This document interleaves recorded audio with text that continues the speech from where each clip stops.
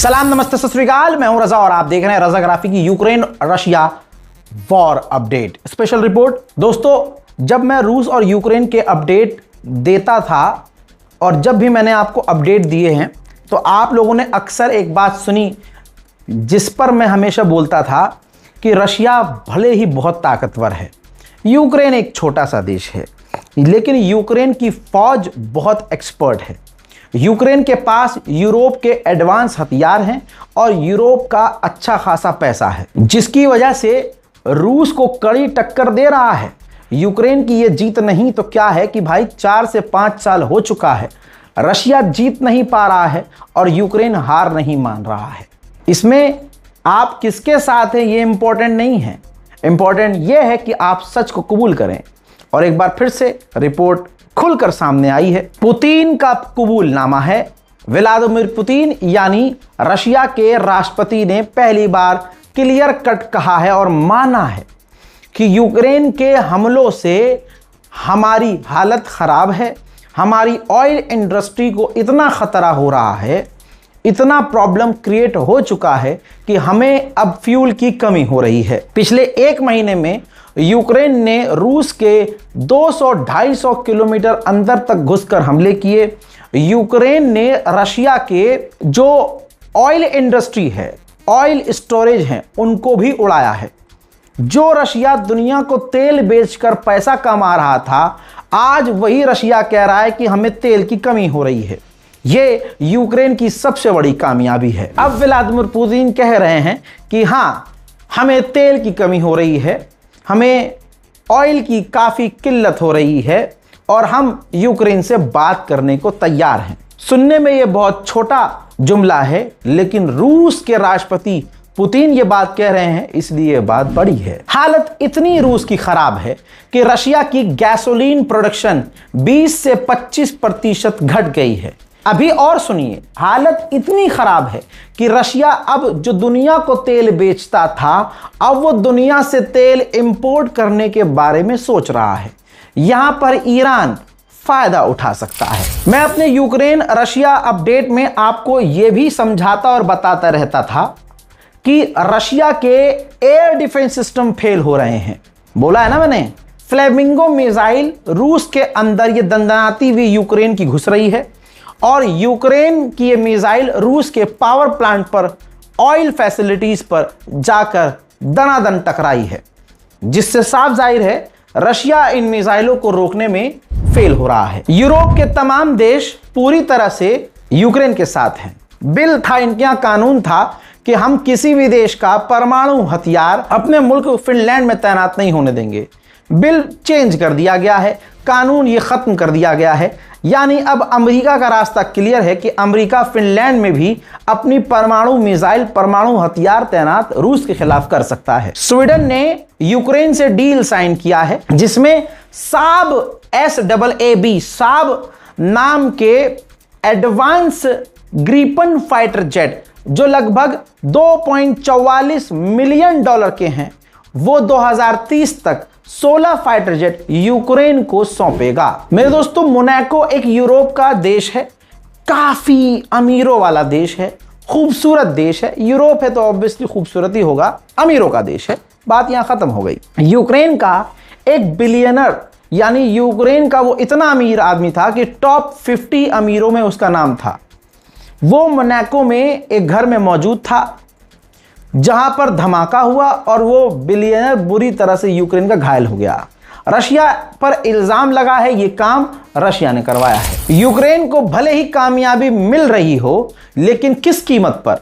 ये एक 5 साल की यूक्रेनियन बच्ची है, जिसके बाप को यूक्रेन की सेना जबरदस्ती फौज में भर्ती करने के लिए किडनैप करके उठा कर ले गई।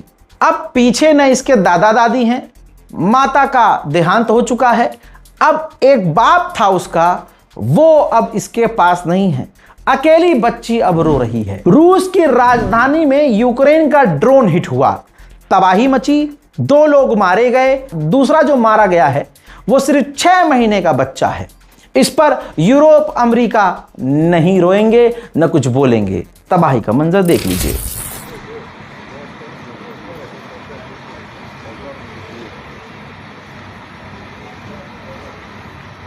यूरोपियन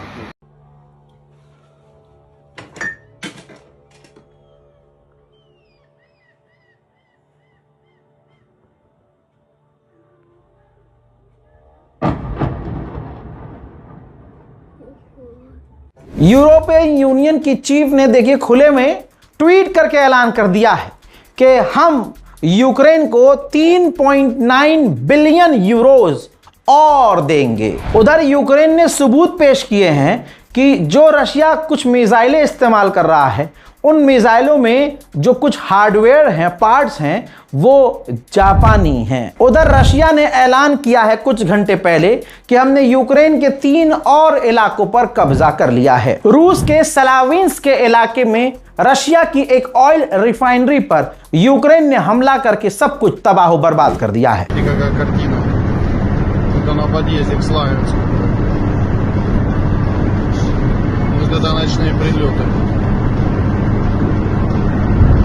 मेरे दोस्तों, इस्टोनिया के मिनिस्टर ने यूक्रेन की मोहब्बत में बड़ा बयान दिया और कहा कि यूरोप में जो यूक्रेन के ड्रोन अलग अलग जगह जाकर गिर रहे हैं, कोई बात नहीं है, एक्सेप्टेबल है।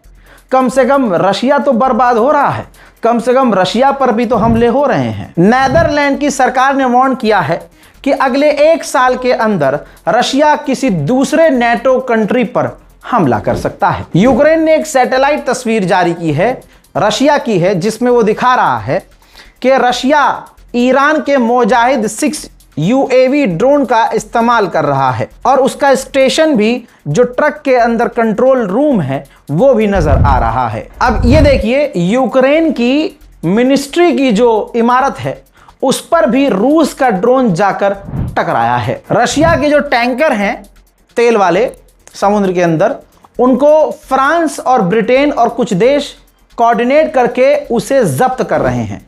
तो अब कुछ इमेज आपको दिखा रहा हूं।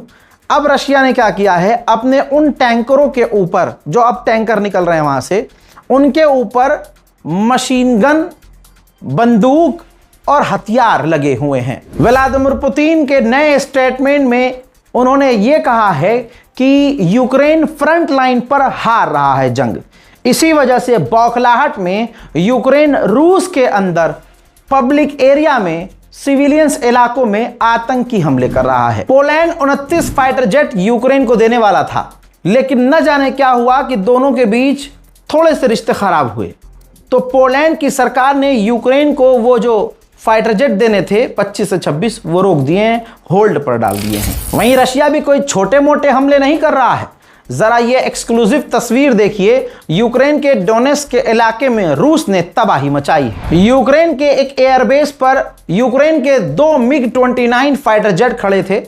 आप ये तस्वीर देखिए, रशिया ने ड्रोन भेजे, ड्रोन से उनको निशाना बनाया और उन 2 यूक्रेन के मिग-29 फाइटर जेट को तबाह कर दिया। रशिया के जो टॉप जनरल कमांडर हैं, टॉप कह रहा हूं, टॉप, अब वो व्लादिमीर पुतिन से मांग कर रहे हैं कि यूक्रेन जो हमारे शहरों के अंदर, सिविलियंस इलाकों में अंदर घुसकर जो खतरनाक हमले कर रहा है, इसकी जवाबी कार्यवाही में हमें अब यूक्रेन के अंदर बड़े और खौफनाक हमले अब तक करने चाहिए। यहां तक कि उन्होंने सजेस्ट किया है कि अब यूक्रेन से बातचीत बंद कर देनी चाहिए और यूक्रेन के मामले में अमेरिका से भी बातचीत के दरवाजे बंद कर देने चाहिए। डोनाल्ड ट्रंप से पत्रकार ने पूछा, क्या आपको लगता है कि यूक्रेन जीत रहा है? तो डोनाल्ड ट्रंप ने कहा कि बहुत अच्छी पोजीशन पर यूक्रेन है और ज़ेलेंस्की काफी अच्छा काम कर रहा है, लेकिन बुरी बात यह है कि दोनों तरफ से ज्यादा लोग मारे जा रहे हैं। रशिया पर अब सवाल खड़े हो रहे हैं कि आपके एयर डिफेंस सिस्टम काम नहीं कर रहे हैं, यूक्रेन इतना मजबूत तो आपके सामने नहीं है, तो आपके मुल्क के अंदर इस तरह से हमले वो कैसे कर पा रहा है। जस्टिफिकेशन में रूस के विदेश मंत्री सर्गेई लावरोव ने कहा कि बिना ब्रिटेन और अमेरिका की मदद के, बिना उनसे कोऑर्डिनेट किए, बिना उनकी हेल्प लिए यूक्रेन रूस के अंदर हमले नहीं कर सकता। यानी इल्जाम ब्रिटेन और अमेरिका पर रूस ने लगा दिया है। नाटो के चीफ ने फॉक्स न्यूज पर इंटरव्यू में कहा कि यूक्रेन काफी अच्छा काम कर रहा है। यूक्रेन 1 महीने में 30,000 रूसी सैनिकों को कत्ल कर रहा है, जो कि काफी अच्छा काम कर रहा है।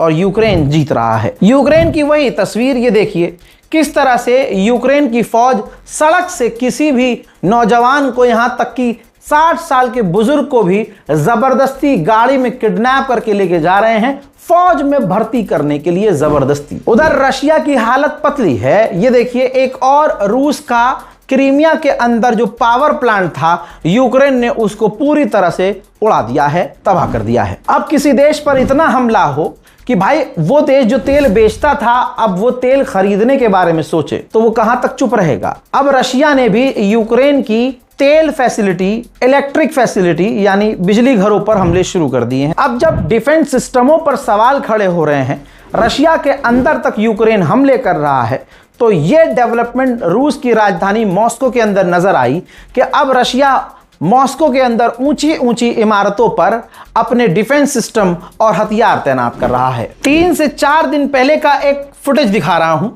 मॉस्को के अंदर यानी रशिया की राजधानी के अंदर ऑयल रिफाइनरी थी रूस की, जिस पर यूक्रेन ने इतना बड़ा हमला किया कि मुझे एक्सप्लेन करने की जरूरत नहीं है, तस्वीर आपके सामने है। ऐसे ही हमलों के बाद रशिया के राष्ट्रपति व्लादिमीर पुतिन ने पहली बार माना कि भैया हमें तेल का बड़ा नुकसान हो रहा है। नाटो और दूसरे देश, वेस्टर्न देश चीन पर इल्जाम लगा रहे हैं कि लीथल हथियार रशिया को चीन प्रोवाइड कर रहा है। चाइना ने आधिकारिक बयान जारी करके कहा कि हमने किसी भी पार्टी, रशिया छोड़ो, हमारा कोई भी पार्टी हो, हमारी कोई भी किसी से भी कैसी भी दोस्ती हो, हमने किसी पार्टनर को लेथल वेपन का एक हिस्सा भी नहीं दिया। रूस और यूक्रेन वॉर अपडेट में फिलहाल के लिए इतना ही।